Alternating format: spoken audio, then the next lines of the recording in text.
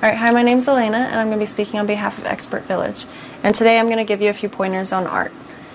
One of the artist tools that we use is this little figure, and you can get a male version or a female version. In order to draw the human form, it makes it easy, because if you want to bend the person to different shapes, he bends at all the joints, so that way you can see if an arm is coming straight out at you, what is it going to look like.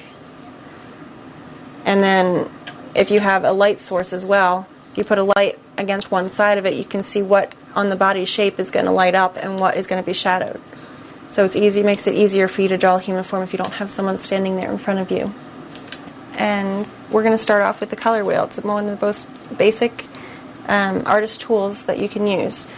And the main three colors are blue, red, and yellow. And what the artist wheel does is actually gives you all the intermediary colors in between the red and yellow, and the yellow and the blue and red, of what these colors, if you mix them together, would make. So it's easy for you to go through, and it shows you what, if you add black to it, what the color would look like, if you add white to it, if you add another color to it of the three primary colors, what the colors will turn out to look like. So it's a simple tool to use before you have to mix colors.